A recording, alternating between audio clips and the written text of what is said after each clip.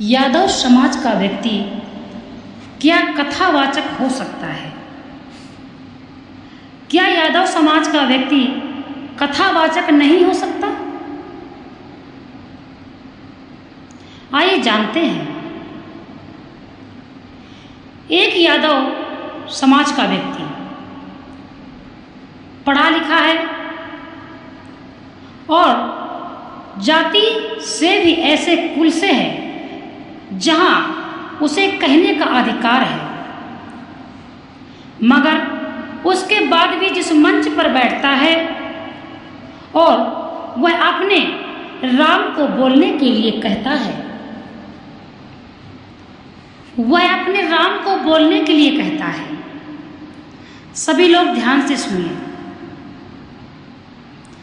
आइए जानते हैं क्या यह गलत है या नहीं। यादव समाज का व्यक्ति व्यास सीट पर बैठ सकता है तो क्यों बैठ सकता है, और नहीं बैठ सकता तो क्यों नहीं बैठ सकता। जब तक इसका संतोषपूर्ण अर्थ नहीं मिलेगा तब तक सोशल मीडिया, समाज, हर जगह विवाद फैला रहता है। किसी भी प्रश्न को लेकर आप सोचिए। पहली बात तो यह है कि वो कहानी किसकी सुना रहा है। मानिए यह घटना सत्य पर है और आप सभी जानते हैं। हम किसी का नाम, किसी का पता, इससे हमें कोई मतलब नहीं, लेकिन हम एक प्रश्न पर, एक विवाद पर बात करते हैं, क्योंकि एक ब्राह्मण होकर किसी का अपमान नहीं करना चाहिए। ब्राह्मण धरती में देवता का तुल्य है। गौ ब्राह्मण सभी ये धरती में देवता के तुल्य है, और कृत्य ऐसे भी नहीं करो कि किसी का अपमान हो। पहली बात तो यह है कि वह किसकी कहानी सुना रहा है। वो यदुवंशी भाई किसकी कहानी सुना रहा है। आप ब्राह्मण हो, आप भी कान खोलकर सुने, और मैं भी एक ब्राह्मण हूं। यदुकुल गौरव सुना रहा है। क्या सुना रहा है? यदुकुल गौरव सुना रहा है। यदुकुल की अतिथि के प्रतीक जिनकी वारंडिक है कृष्णलीला, उस कृष्ण की कथा सुना रहा है। वो किताब किसने लिखी है? वह एक धीवर जाति के व्यक्ति ने लिखी है। ब्राह्मणों की सारी कर्मकांड पद्धतियां जिन दो किताबों पर हैं, वह किनकी लिखी हुई हैं? जब तक आप पूरा नहीं सुनेंगे आप इसको समझ नहीं पाएंगे। आज हम जो बात करने जा रहे हैं आप सुनिएगा और ध्यान से सुनिएगा। उत्तर आपको संतोषजनक मिलेगा और आपको दोबारा इस पर विवाद करने की आवश्यकता पड़ेगी ही नहीं। वो किन की लिखी हुई है? एक महर्षि वाल्मीकि और दूसरे वेद व्यास। वह किताब किसकी लिखी हुई है? एक महर्षि वाल्मीकि और दूसरे,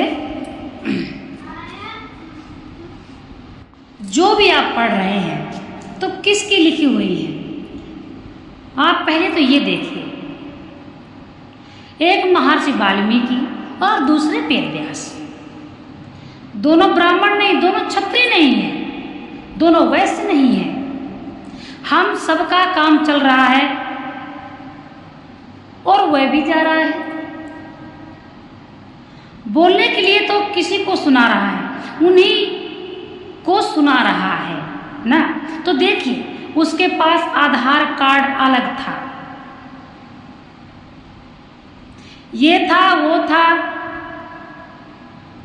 ये थाने का विषय है भाई, थाने कचहरी का विषय जाइए आप। लेकिन किसी को आप इस बात से वंचित करें कि वो कथा करे तो इसका मतलब है आपको धर्म का पता नहीं है।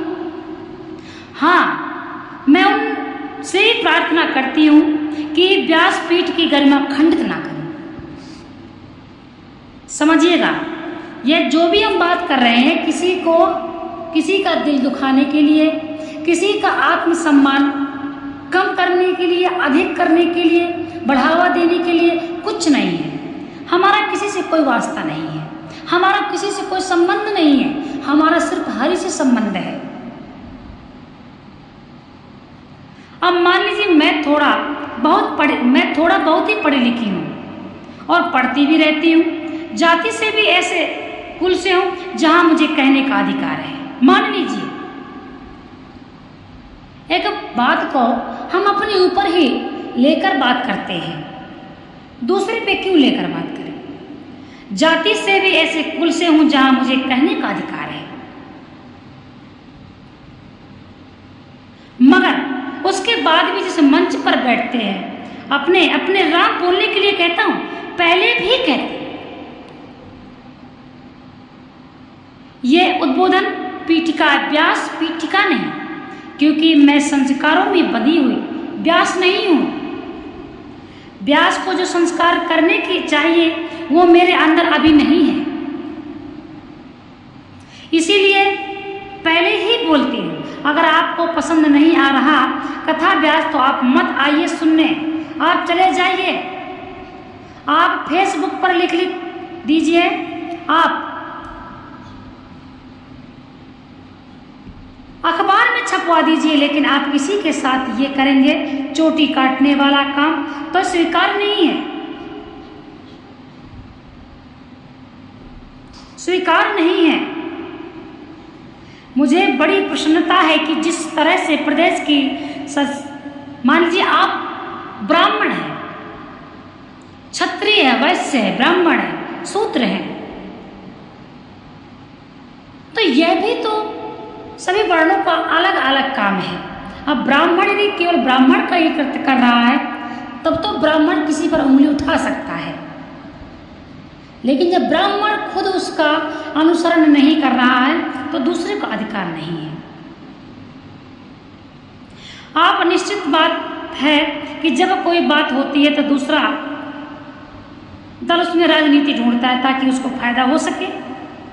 ऐसा नहीं है, ये बात बहुत बड़ी है। अगर सोचा जाए तो ये बात बहुत बड़ी है। मैं सिर्फ इतना कहना चाहती हूँ कि शिव पुराण के अनुसार ही आप देखिए, ज़्यादा दूर तक जाने की आवश्यकता नहीं है। शिव पुराण में भगवान क्या कहते हैं, किसने किसने पढ़ा है कि जो व्यक्ति माथे में तिलक और गले में रुद्राक्ष की माला धारण करता है वह व्यक्ति पूजनीय है, चाहे वो व्यक्ति नीची जाति का क्यों ना हो। और यदि ब्राह्मण होकर भी आप वेद नहीं पढ़ते हैं, दूसरों को ज्ञान नहीं देते हैं, वेद पाठी नहीं है, तो आप सूर के समान हैं। ब्राह्मण होकर के भी मदिरापान करते हैं, नॉन वेज खाते हैं, अपने धर्म का अनुसरण नहीं कर रहे हैं, भाई कहाँ से हो ब्राह्मण। मैं खुद एक ब्राह्मण होकर ब्राह्मण के विवक्ष से बोलती हूँ। क्यों? मैं ब्राह्मण हूँ, वो तो शुरू से हूँ। क्यों? यह उपाधि शुरू से है, भगवान ने बनाया हमारे माँ बाप को, हमारे पीढ़ी को, तो ब्राह्मण हूँ। आकर के मैं ब्राह्मण नहीं बने। हम जब माँ के गर्भ में थे तब भी हम ब्राह्मण ही थे, लेकिन हम जब पैदा हुए, बड़े हुए, इसके बाद हमने ब्राह्मण का कर्म किया या वैश्य का कर्म किया या शूद्र का कर्म किया या क्षत्रिय का कर्म किया, उस पर डिपेंड करता है। इस बात को सभी लोग सुन लीजिए। ब्राह्मण अकेले रहकर हिंदू राष्ट्र नहीं बना सकता, नहीं कर सकता। कोई भी परेशानी आएगी तो हमारे यादव क्षत्रिय समझिए, किसी का अपमान नहीं करना चाहिए। क्या ब्राह्मणों से गलती नहीं होती है? अगर यही चलता रहा तो यदि किसी ब्राह्मण का पुत्र कोई यादव कुल से संबंधित कार्य करता है तो कल यादव कुल के भी लोग ब्राह्मण कुल को मार सकते हैं, पीट सकते हैं, कुछ भी अपमान कर सकते हैं। भाई मिल के चलो, ब्राह्मण, क्षत्रिय, वैश्य और शूद्र हम सभी भाई भाई हैं। कैसे हैं? मान लीजिए एक चारपाई है, 4 पावा होते हैं, तभी वह चारपाई खड़ी होती है, तभी हम उसमें लेट सकते हैं। एक भी पावा गड़बड़ रहेगा तो हम नीचे धड़ाक से गिरेंगे। तो चारों भाई भाई और मिलकर चलो। ब्राह्मण क्षत्रिय वैश्य शूद्र चारों भाइयों, और भगवान यही कहते हैं कि ये चारों भाई भाई हैं। ब्राह्मण का क्या कार्य है, क्षत्रिय का क्या कार्य है, शूद्र का, वैश्य का, सब अपना अपना कार्य कीजिए और ये किसी से होगा नहीं। तो जो थोड़ा सा समझने का विषय है, इसमें किसी प्रकार की समाज में क्षति ना हो, हानि ना हो, किसी को कोई दिक्कत ना हो, भाई आप कार्य करिए। परंतु इस प्रकार से किसी के साथ व्यवहार करना एक शास्त्रोक्त वेद पाठी ब्राह्मण ये शोभा नहीं देता है उसको। हमारी बात पर विचार कीजिए, आप अपनी आत्मा से पूछिए कि क्या यह गलत है या सही है।